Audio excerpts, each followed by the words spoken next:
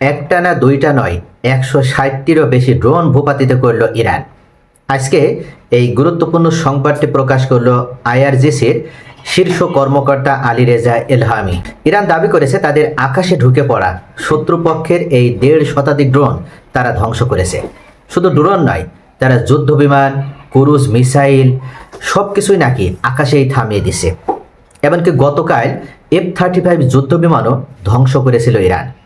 অথচ এই ইরানকে উদ্দেশ্য করে ডোনাল্ড ট্রাম্প উল্লেখ করেছিল ইরানের প্রতিরক্ষা ব্যবস্থা ভেঙে পড়েছে, ইরানের ক্ষেপণাস্ত্র লঞ্চার সম্পূর্ণ ধ্বংস হয়ে গেছে।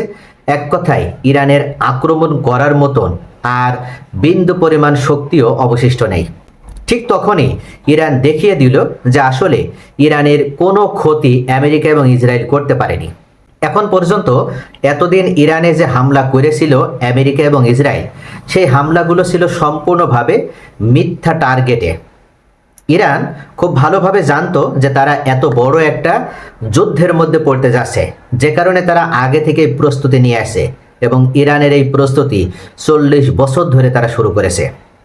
80 সালে ইসলামী বিপ্লব হওয়ার পর যে ইসলামিক রেজিম ব্যবস্থার অধীনে এসেছিল যে ইরান আজকে শক্তিশালী অবস্থান ধরে রেখেছে, এই ইরান প্রথম থেকেই তারা জানে যে গোটা পশ্চিমা বিশ্ব দাজ্জালি বাহিনী মধ্যপ্রাচ্যের মুসলিম নামধারী রাষ্ট্রগুলোর সহায়তায় ইরানের উপরে ঝাঁপিয়ে পড়বে।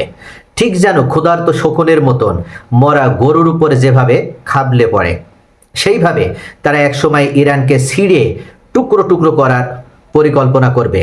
কিন্তু আগে থেকে ইরান প্রস্তুতি নিয়ে রেখেছিল, যার কারণে ইরান মূলত একসাথে দুইটা ইরানে পরিণত হয়েছিল। আমরা মাটির উপরে যে ইরানকে জানি, যে ইরানকে দেখি, সেটা আমাদের একটা ইরান, আর মাটির অভ্যন্তরে রয়েছে আরেকটি ইরান। মাটির উপরে ইরান এমন ফাঁদ পেতে রেখেছে যে ফাঁদে অবশ্যই ডোনাল্ড ট্রাম্প এবং ইসরায়েলিকে পা দিতেই হবে।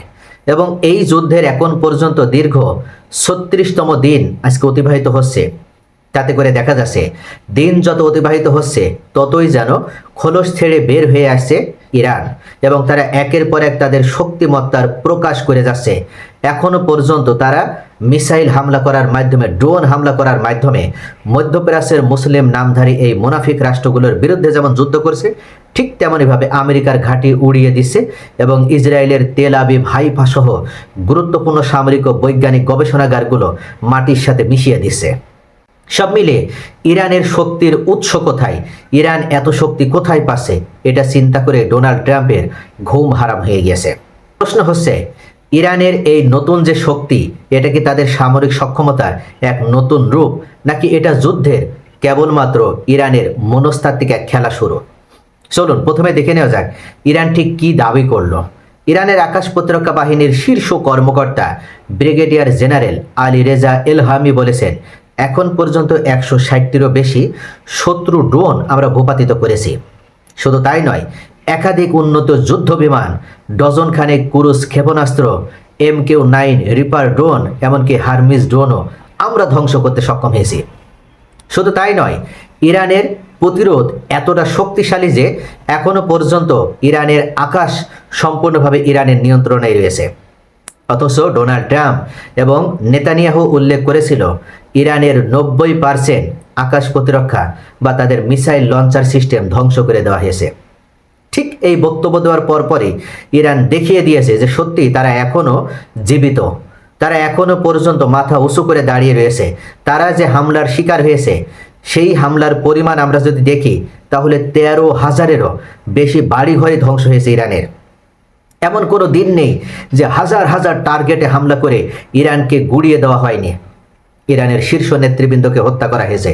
তারপরও ইরান এখনো পর্যন্ত তারা যেমন শক্তিশালী ছিল, সেই শক্তি তারা এখনো পর্যন্ত ধরে রাখতে পেরেছে।